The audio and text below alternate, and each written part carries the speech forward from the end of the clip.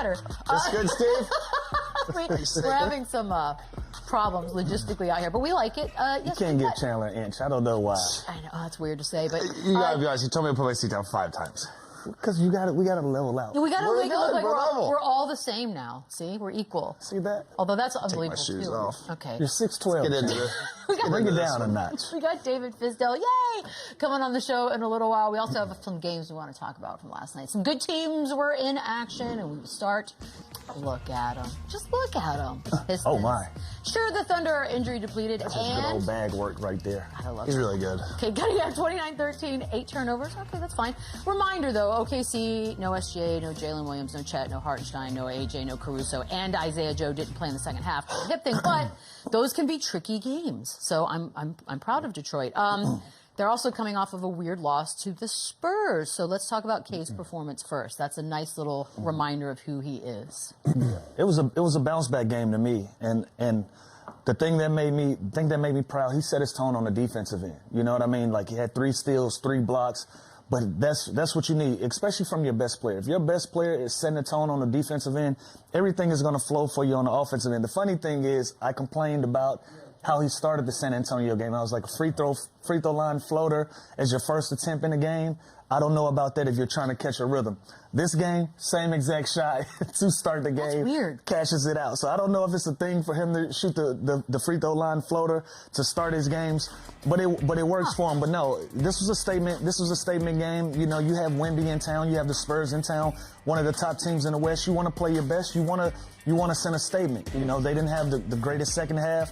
And so then right after that game, you have OKC come in, another opportunity for you to make a statement against another top team in the West, and it goes your way. You know, obviously OKC had their fair share of injuries, but like you just mentioned, those games can trap you. Those can be trap games and put you in a position. So OKC going out having 4 guys go get 20 that's not their marquee guys, and they were damn near in their 3rd string yesterday, and they still were in a competitive position to win that game until Detroit decided it was enough. So great bounce-back game for Cade, nothing short of what we expect from him. Yeah, this was a mature game. This is what you want to see from your best player. It's what you want to see from your MVP. And it's not to let things drag, and it's not to have multiple bad games. And he didn't allow that. And again, I don't care who is in Oklahoma City Thunder.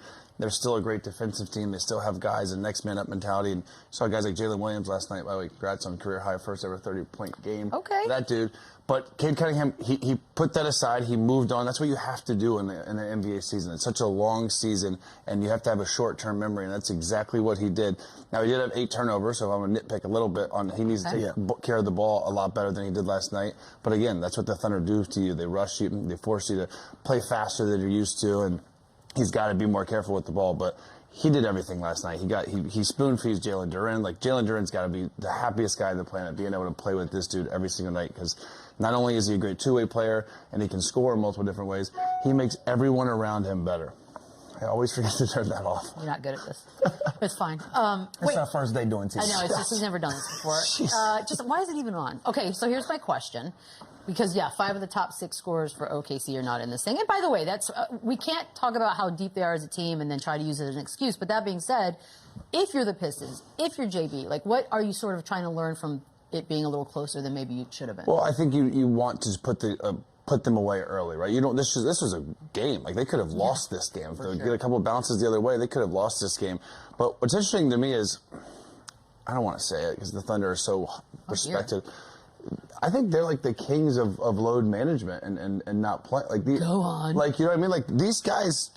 They sit guys. Conspiracy theory. I'm saying they sit guys that I promise you, if it was the playoffs or Game 7, could play every single night. Now, again, it's smart. It's a long season. They're deep. They're working all their guys in. They have the luxury to do that because they're such a deep team. But these guys, every single night, I don't know who. I don't know who. Like, if I was a gambling man, I could never bet on them because I don't know who's playing that night, and it doesn't matter. Again, that's kudos to their depth. That's fine. Yeah. But the point. Holy moly.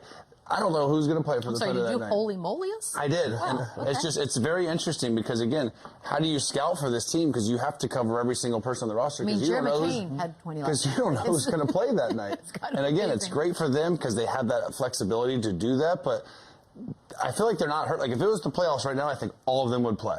Okay. I think they have some injuries and some knick-knack things. But what they should be cautious of is rhythm. Like, we're getting to the nitty-gritty of the season, and you have a lot of your marquee guys out, and you have a lot of your role players out. You got to start building that rhythm, not only just for yourself. If you look around the league, a lot of teams, they're tooling up to get ready for a playoff run. Everybody is starting to look better. Like, you look at Detroit. They might not have their best game the other day, but today they respond, right? And you look at Denver. They've had their struggles, but they responded. All of these different teams right around you in your circumference, they are getting ready for a deep playoff run. And so for us, it kind of looks like, OKC is a little bit behind the 8 ball. And a lot of that starts with SGA and the injury that he's dealing with. And I feel like once he's back in the lineup, everything else will kind of fall into place. But this is around the time, February going into March, you want to see your team as a whole and start putting together the right pieces and start putting together, the right lineups and seeing what you got, especially when you go out and get a Jared McCain. Isaiah Joe is coming into his own. Wiggins is coming into his own. You have so many guys giving you good production. You want to see where all of these things fit when you have everybody available in the lineup. Yeah, this should be when they're playing their best basketball, right? And they're ready, don't look now, the Spurs are 2 games behind them. This is a team that we're talking about a historic run, possibly break the record, unbelievable start. Now they're kind of going through some adversity here, but again, I want them to put their foot on the gas. I want them to play every single game forward. Let me ask you this, because they know what they have. I think rhythm is a thing, like having that consistent of rotations and lineups, and to understand your role when it comes to playoff times. Like, a lot of these guys, it's great to get the minutes now in the playoffs or in the regular season. In the playoffs, they're not going to be getting that, of course, unless there's an injury or something or crazy foul trouble. But I'd like to see their main guys be their main guys and play. Look, I can see both sides of the coin on this one, just because you can buy yourself a little rest. You can do all. They're a championship team, so they know what's going to be returning. They can afford to do it. Exactly. But we've played on teams, and one of the biggest things that coaches say is, you can't flip the switch on. You can't turn it on. Like, you got to have it on at all times. OKC can afford to flip the switch on, but the only problem I have with that is, y'all got to read the room. Everybody around you has flipped the switch on already. So you don't want to be late to the party when everybody around you is already ready to roll. And so, granted, I feel differently about it than Chandler. I think these guys do have legitimate little knick-knack injuries and this and that. Obviously, SGA has been serious. We're going on a month now, not seeing him back, not seeing him on the floor. But you still, going into March, you want to have your team whole and collective and ready to roll, especially in some of these marquee matchups. They don't need any of these teams to be a measuring stick for them, but it'll be good to see. Just let me see what's going on in the East, just in case this is a potential finals matchup. It's like an F1 race, like you're managing your pit stops. So if I'm OKC and seeing this after last night with everybody that we had out of the lineup, we feel pretty good about where we stand. But again, that can be fool's gold because you don't know. Different lineups create a different basketball game, so you truly don't know. 100%. On the OKC side, they're thinking, look, we're getting all these guys experience. We're getting them a bunch of reps that we can't emulate in practice. So it is great for their development and their experience and getting them these minutes. But if there's one team in the NBA that wants that number 1 seed and is on their ass, it's the San Antonio Spurs. And so, they are sitting there, and they're not going to do this. They want that 1 seed. They are going to be hunting. Do they? Or is there a better road seed. to the finals if you're... Well, I don't think you can look at it like that, especially how deep the Western Conference is, and you don't know what's going to happen in the play-in. What, you're going to try and get second seed? Well, I'm not saying you're trying, but, necessarily it's not a bad thing to be second.